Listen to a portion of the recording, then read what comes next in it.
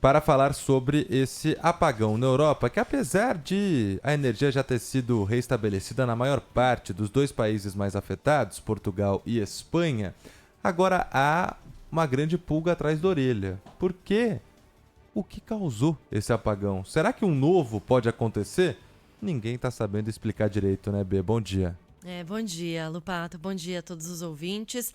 A energia voltou, né? Mas a população ainda segue no escuro diante das informações que foram desencontradas na manhã de ontem e até agora as autoridades da Espanha e de Portugal não conseguem responder a essa pergunta, né? O que causou esse apagão, que já é considerado o pior na história da Península Ibérica.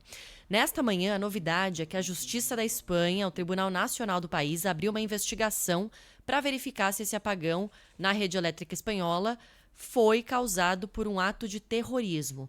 Num despacho, o juiz que está cuidando do caso, chamado José Luís Calama, ele disse que essa apuração vai determinar se houve algum ato de sabotagem cibernética visando a infraestrutura crítica do país. E se houve, sim, o caso pode ser classificado como terrorismo.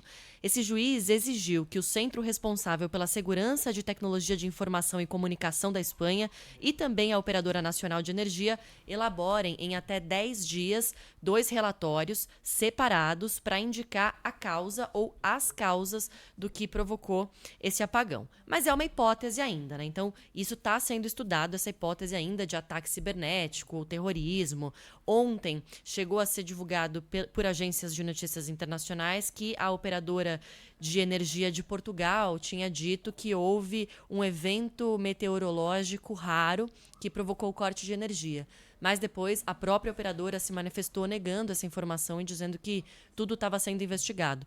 O primeiro-ministro da Espanha, Pedro Sánchez, falou até agora que não há nenhuma informação conclusiva, mas reconheceu que, de fato, foi o pior apagão da história, que isso não pode acontecer novamente, e citando, né, todos os serviços que foram afetados pelo apagão. Os transportes públicos, trem, metrô, o trânsito ficou caótico porque não tinha semáforo nas ruas e muita gente saiu de carro para tentar abastecer suas despensas, né? Supermercados ficaram lotados, postos de combustível também, aeroportos precisaram encerrar as atividades.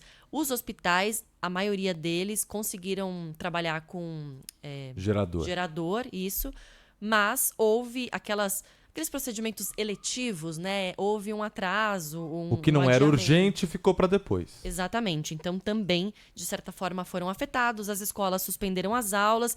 Muita gente. A gente está falando de uma população de mais de 10 milhões de pessoas ali que realmente foram afetadas e agora estão querendo uma resposta, né? Mas, por enquanto, nada. Nada de concreto. Nenhuma resposta, né? Muitas empresas também dispensaram os funcionários, né? Porque não tinha internet, não tinha luz, não tinha nada.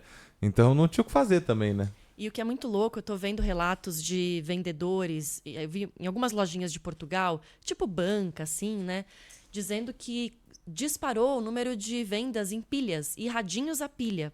Por quê? E até tem imagens, isso a gente rodou na Band News TV, de comércio que colocou o rádio a pilha no meio da calçada para as pessoas se reunirem em volta e conseguir ouvir as notícias vindas do famoso e antigo radinho de pilha, porque celular não funcionava, internet não funcionava. Então muita gente ficou assim, né, na hora que percebeu o apagão, sem ter como receber informação. E aí, o bom radinho funcionou nesse caso. É, o poder do rádio. A gente recebeu aqui na Rádio Bandeirantes também algumas imagens, né? Pessoas reunidas em volta de um radinho de pilha no meio de uma praça em Barcelona, na Espanha.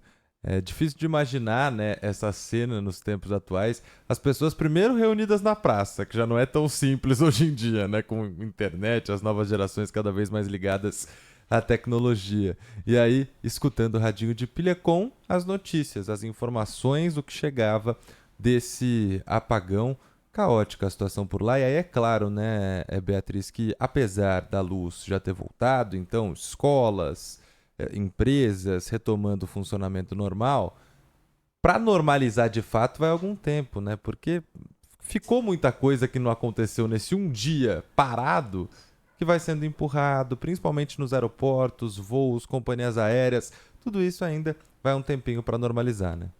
Ainda com certeza a vida não voltou 100% ao normal E depois das investigações sobre as causas desse apagão, certamente haverá cobrança pela responsabilidade, né, ou a responsabilização dos causadores desse corte de energia, que, como a gente falou aqui, afetou mais de 10 milhões de pessoas. Então, quem será responsabilizado, né? De que forma? Tudo isso certamente vai ser cobrado pela própria população também.